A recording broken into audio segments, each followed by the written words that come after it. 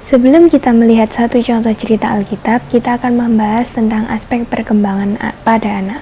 Yang pertama, perkembangan spiritual.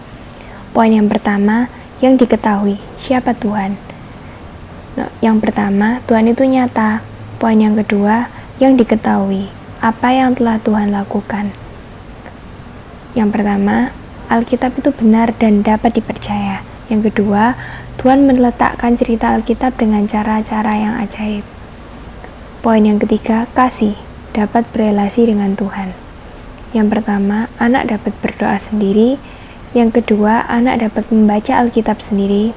Yang ketiga, melalui Alkitab, anak belajar siapa Tuhan dan apa yang Dia lakukan. Poin yang keempat, cara hidup menjadi seperti yang Tuhan inginkan. Yang pertama, anak dapat bertumbuh dan belajar semakin serupa dengan Tuhan. Yang kedua, Tuhan ingin karakter anak serupa dengannya.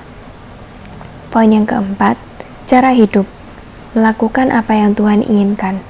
Yang pertama, Tuhan ingin anak memahami dan mengembangkan relasi. Yang kedua, Tuhan mengajarkan tentang salah dan benar untuk menjaga kehidupan kita lebih baik.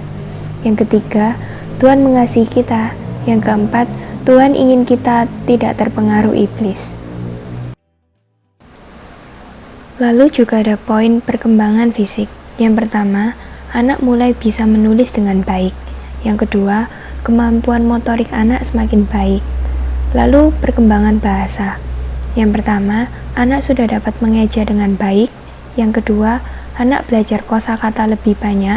Yang ketiga, anak memiliki kemampuan berbicara yang semakin meningkat.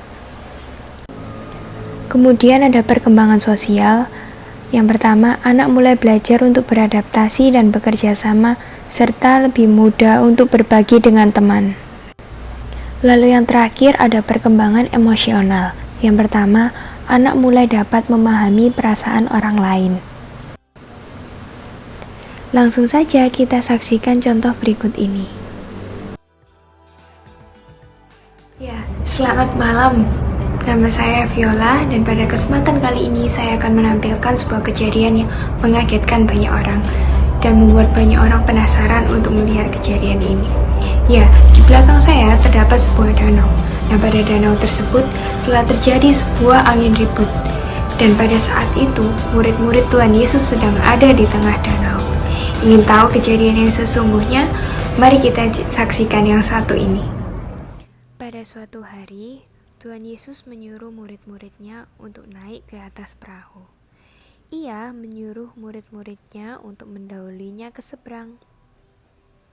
Namun, Tuhan Yesus tidak ikut bersama-sama dengan mereka, tetapi Tuhan Yesus pergi ke atas bukit untuk berdoa.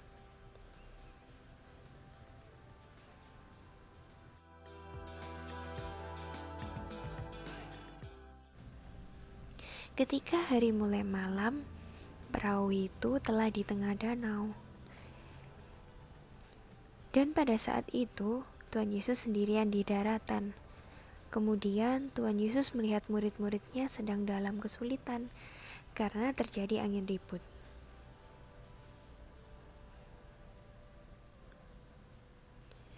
Lalu Tuhan Yesus menyusul murid-muridnya.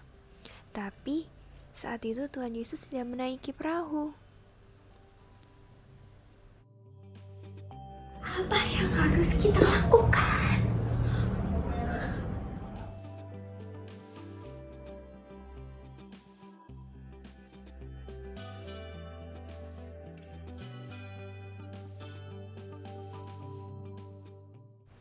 Saat itu, Tuhan Yesus berjalan di atas air menuju tengah danau. Saat murid-murid melihat Tuhan Yesus yang berjalan di atas air, mereka mengira Tuhan Yesus adalah hantu. Lalu mereka semua takut melihat Tuhan Yesus. Setelah itu, Tuhan Yesus berkata kepada mereka, "Tenanglah, aku ini, jangan takut." Lalu Petrus bertanya kepada Tuhan Yesus, Tuhan, apabila Engkau itu, suruhlah aku datang kepadamu, berjalan di atas air. Lalu kata Tuhan Yesus kepada Petrus, "Datanglah." Setelah itu, Petrus turun dari atas perahu dan berjalan di atas air menghampiri Tuhan Yesus. Tetapi Petrus mulai merasakan tiupan angin. Tak lama kemudian, Petrus mulai takut dan kemudian ia tenggelam. Lalu ia berkata kepada Tuhan Yesus, "Tuhan, tolonglah aku." Lalu Yesus segera mengulurkan tangannya dan memegang Petrus serta berkata, "Hai orang yang kurang percaya, mengapa engkau bimbang?" Setelah itu, Tuhan Yesus masuk ke dalam perahu, dan tak lama kemudian angin pun reda. Lalu, semua yang ada di dalam perahu menyembah Tuhan Yesus, dan mereka berkata, "Engkau memang Anak Allah." Nah, teman-teman, kita semua sudah melihat tentang Tuhan Yesus yang ajaib yang dapat berjalan di atas air. Nah, melalui cerita ini, kita dapat belajar bahwa Tuhan Yesus sendiri yang memberikan kekuatan kepada kita, sehingga kita mampu untuk menyerahkan ketakutan kita kepada Tuhan. Tetapi tidak hanya itu, kita juga harus mau menyerahkan hidup kita kepada Tuhan. Sekian firman hari ini. God bless you.